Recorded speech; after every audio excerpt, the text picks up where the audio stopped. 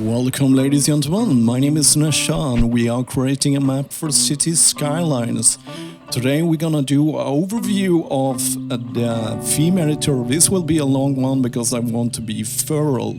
So let's start from left to right and go through all the things.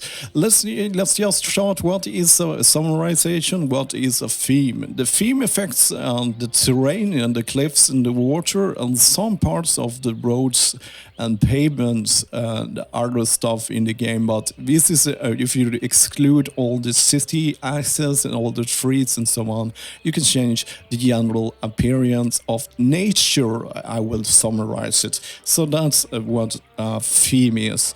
So first of all, an important thing for themes is of course that we can change the textures. Let's just reset that. You can change the textures. So the textures is what wraps around the nature here, the terrain and the geology of the nature here. So we have the grass here. We have, let's find some ruined. We have some ruined here, which appears where water has gone through. So I'm choosing to get a more natural rotor. It also appears between houses here on the side of the roads. And we of course have the cliff textures, which covers everything with a certain height. It turns into a cliff texture. We will wrap your high parts of the terrain with the cliffs. And then we have sand, which you can paint in where it doesn't appear naturally. You have to paint it in. And then you have the resources. You have two resource textures. I'm choosing to use rocks here for indicating oil. And if we zoom over here, we have some rocks sticking out of the grass, which I've combined the grass with some rocks to indicate where there is ore. And then we have the pavement, which is what appears on the side of the roads here, also on parking lots, areas where it is. And then we have gravel, so let's fly over here.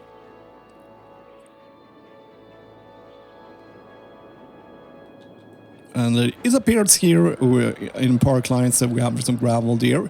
It also affects the dirt road texture for the small dirt roads. So that's what the textures does. So let's find a sim. I see one. So here we have a sim here. So let's start to talk about how these textures interact with each other. The biggest problem is when you are new to textures is to understand scale of things. When you're let's zoom out a bit. It's so noisy. The biggest part of this understanding scale, because most of the photograph is and you want to look like seamless textures, because otherwise you will get tiling problems, which I will just show you in a moment. So the scaling is that the photographer that takes his expensive camera with his tripod, he tilts his camera down and take a photo of grass, but he has a height disadvantage that is a human perspective, and we are not looking at things at a human perspective. We are more like in a godlike mode, 100 meters above ground. So to make things sim-sized, usually most of the textures you have to tile very aggressively. So to make this grass super realistic, I think I have to scale it in like a lot like that. That's more sim-sized grass.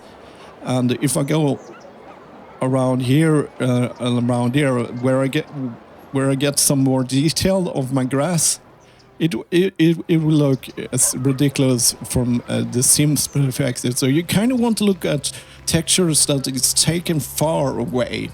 So or from so you get cover a lot of detail on a large area. Otherwise it will get tiling problems.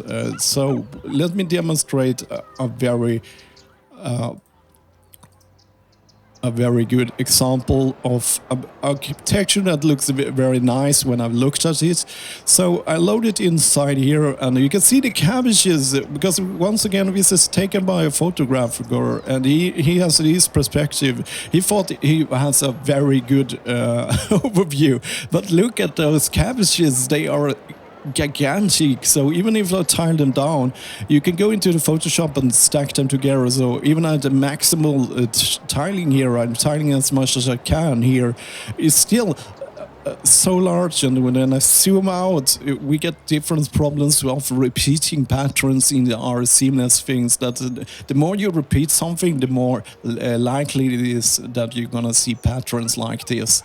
So what you kind of want to look from that. So that's the problem with textures. So you kind of have to, in the future episodes, I will show you guys a little bit what I've learned about that. But that was just what I'm going to go. So now we have this great grid to play around with. So this is how the game, let's scale this up.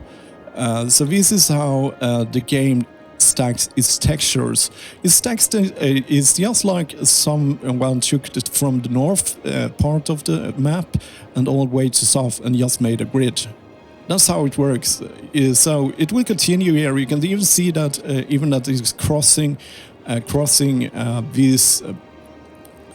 this, it continues over the air, and it will continue over here. So you have to think about that, just to be aware about it, because it could. So yeah, I don't know. Yeah, it's a good thing to know how it works. So that's why I made those red lines, so you can see how it works. So when I'm scaling something, you're actually scaling how much you repeat something and how much that tile covers something. So let's reset that, and we will talk about another thing that it could be good to know. The thing is, with the diffuse textures, if you think about this grid pattern again, is that all the cliffs, all these textures are stacked in a priority order. I said that in Swedish, sorry. So now I got off track here. Yeah, so the priority is this. It starts with the cliff, and then we'll go with rune, and then we'll go grass, and then we'll go sand, and then we'll go resources. So it means that every part of these textures, it will stack on top of each other over the grid. The top layer will be cliff that will be visible as soon as something like the height changes drastically, it will show off the cliff texture. And the rune texture will be on top of everything. It kind of is what is between textures. It's kind of, and it comes next. Let me demonstrate by loading up a smiley how a rune texture can ruin your life with a smiley here. So the rune texture is covering everything because every texture has transparency. So if you have your rune texture at maximum white and no transparency, it will just cover everything without things, because it would override the grass because it's a higher priority warning. But as you can see, the cliff is stacked on the top of the priority, so it means there is no smileys on the cliff, but on everything else there should be smileys, even on the sand, because this is on top of everything about cliffs. So that's how that works. So it could be good to know, because rune texture will show up everything. You can control that. I will show you that in a future episode, but it could be good to know that things, and then it blends between these textures. Let's see if I can find it.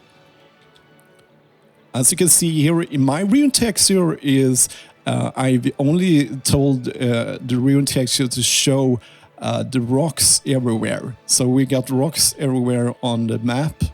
If you zoom in, you can always see those small rocks, because I've chosen to do that. And as you can see here, it's blending there, and the grass is blending between each other. I will cover more blending, but that's good to know.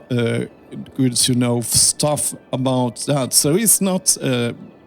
It's kind of hard to get hand on. There's a lot of information and things to know. Well, ladies and gentlemen, I've been covering diffuse textures and diffuse tiling. And a very useful thing to know about diffuse texture is that the maximum amount of pixels you can use inside a texture is 2048 in width and 2048 in length. If you do it in different dimensions, it will stretch. And if you make it in bigger dimensions than that, it will shrink it down for you. So it's no point of making them bigger than that. So that, I think, we have concluded that subject, I think. So let's get on to normal textures. What is a normal texture? Is a normal map is called by the nerds. I'm a nerd myself, but not that kind. And it is covering what it's a small, nifty trick to get some more three-dimensional look on things. So, for example, this cliff is sticking out is the more light part here. We have the shadows here, and so on. Without a normal texture, let's remove the normal text. You can see here I'm tiling it so tight so it's not visible. So this is without a normal texture. So what a good normal texture is, it will make things more three-dimensional. So if I turn it back. Okay, so now I scale it back, and you can see how it created shadows here, and those shadows will follow the lights of the game, so it will look more natural here. As you can see, it's actually shadowing, and this adds some dimension to your textures. Unfortunately, the only normal textures you can make is for the cliff and sand. And the cliff and sand is actually sharing the same normal textures. So when you import them, they will combine them into a 4-channel picture, but so you have to do them at the same time. So this means like they have to be in the same dimensions. So if you have different sizes between cliff, I've chosen to have 0. Not tile the mountain so much, and not tile the sand so much. So I've done it. So this will add shadows to the beach too, but you have to do it like, I will cover that in another episode, but yeah, if you otherwise the best method is probably to make them in the same dimension so they match up. So if you scale down them and multiply them and so on, you can get that. Otherwise, you can do a trick we will cover in a future episode, I think. So that is what the normal maps do. Another thing about cliffs, you're wondering why I've scaled them like this. It looks very low resolution. The thing is about cliffs is that they are very prone to the repeating pattern because they are stretching upwards. If we remember the grid, so let's add the grid. As you can see here, they are actually covering this whole area by doing this. It looks more lively, but if I start to make it a good resolution, around 250, so it doesn't look, but this will create a very repeating patterns everywhere. So if, for example, if let's see if I can find my cliff again. So there I have my cliff again. So I'm just choosing to, what do you want to have a lively cliff? Here is a good example inside the volcano ridge here. If I start to add more resolution so it looks better, like 250, you see it kind of takes away everything here, and it looks kind of good closed in, but as soon as you zoom out, it doesn't very good. And on big features, it doesn't really look good. So it could be to have a more lively, varied cliff range. I would recommend to have tile it very aggressively, to have tile it up when you have not a lot of cliff features on the map, but if you have a lot of cliff features, it actually looks very good to scale it down. So even that it doesn't give so much resolution, but look, this is a lot more interesting than this, and it will not, yeah. it's a taste thing. You can do whatever you want. So, going back to normal textures, sorry for that sidetracking. If we go to normal texture, you can also control the normal tiling. As I said, they are combined in the normal map here. So if I change something here with the cliff and things, I have to change both cliff and sand diffuse tiling to match them up if you have used matching patterns. Otherwise, it will not go. So, for example, I want 158, then I have to put 158 here, and I have to scale that up too. So it works. Otherwise, it will not match up. For example, otherwise you will get like this. It can be a nice effect, but it will look cooler if the shadows follow the textures you have. Well, ladies and gentlemen, let's go over for geometry details. So what's geometric details? First of all, you can turn off the grass. This is the grass. It adds some grass here. So I'm choosing not to use that because I like my textures a lot better. And we have fertile, which is the area over here, which I've choose. That was not the area. I've chosen to have some defect here, so we get more difference between that. So that's how it controls. And rocks is these awful things here. I'm not sure. It looks completely awful. I don't understand this effect at all. It just look awful. It just put rocks on cliffs. Well, ladies and gentlemen, so let's go on to grass color offsets. So let's start by fertility, which is affecting the natural resource when you paint inside fertile grass and things. I've chosen these subtle change to the landscape where we can indicate fertile land. But if you can do a little bit more drastic things, for example, this is combined by adding in 3 different color channels, which is the first red, green, and blue. So if you mix them between, I'm choosing this. So if I want it to be browner, I can go like that. I just know these things because I worked with the graphics for a long time. So red, so I made it more brown, which by adding red, or I could make it. Let's see. Let's change that. That's adding to the more red. So if I go add a lot of blue, we will get more things here. So if you just want to make it darker, for example, let's see 0.5, and then you can also go to minus. Just remove from them there. So let's go. The thing is, it's not affecting saturation. You can see how saturated it is. So now we have a darker area over there. So that's how you can mess around with those colors. You have to experiment a bit. So we have the pollution, which affects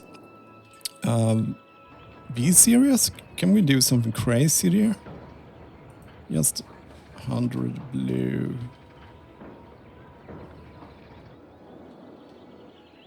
So now you can see the pollution is super blue. If you want to change the pollution, if you don't want any pollution at all, which I don't want, you can add a 0, which will remove all the pollution here. Fields affects, I think, the industry, the farming industry. The forest area is what adds between forests here. I'm choosing to make it a little bit darker. It's very subtle. So if I can go even more. Oh, see. As you can see, it affects the thing between trees and the forest area, so you can see it here. It's hard to see here. Let's make it something super extreme so we can see. I just removed half the blue channel there, so this is how it looks. So that's what the effect in every area where there are trees, so you can see what area it affects. So that's how that works. So it's good to be able to control that, but yes, you can do whatever we want with it. It's up to you, but that's how it works. So let's go over to water properties. So the first thing we start with is the water normal. So why is everything so foggy? The water normal is what appears here. I'm choosing a very subtle effect. So and this is used once again with a normal map, which I will cover in the future episode. So we can add some. Let's see if I have some more old. So that was a different water normal. I don't think it was a water normal. It looks more like a cliff. So that is what that adds different things here. And then we have the water foam, which affects the water foam. I will also cover how that works in the future episodes. So trying to be brief here. So let's just add a smiley here. So we can see what it is this from the water here. So we will get smileys everywhere the foam is. And it's a very simple... it's a really weird... water foam is really weird because it's a picture that is only taking most of its information from the red channel, and then it does something with the pollution with the green channel, which I haven't discovered how to control at all because I don't see any changes, and the blue channel is not even there. So it works really weird. So that's how it works, but that's how you can do smiley foams.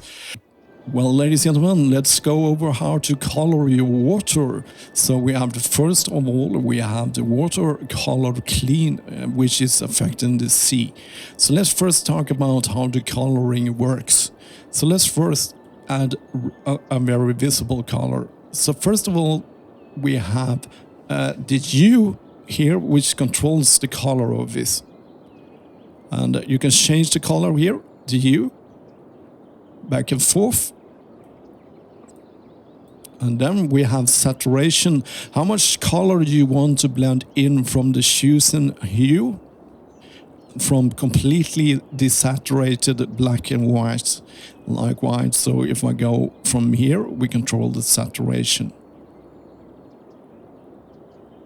Or from here, from the highest point, from down here, we have the luminosity, which controls how dark something is. The game also works in this way. The longer you go down there, the less color it will blend into your sea.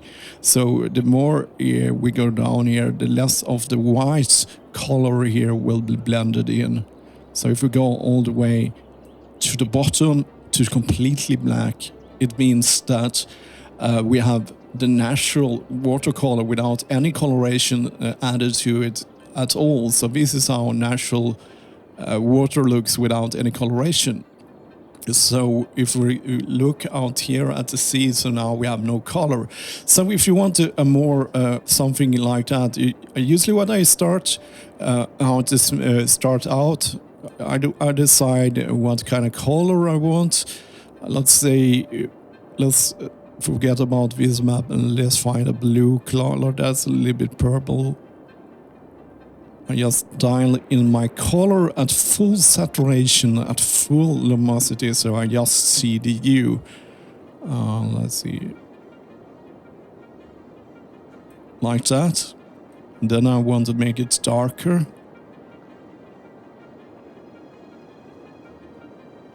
Want it quite dark. I want to remove some of the color. So let's go around here. So that was a nice sea color, so that's how it works.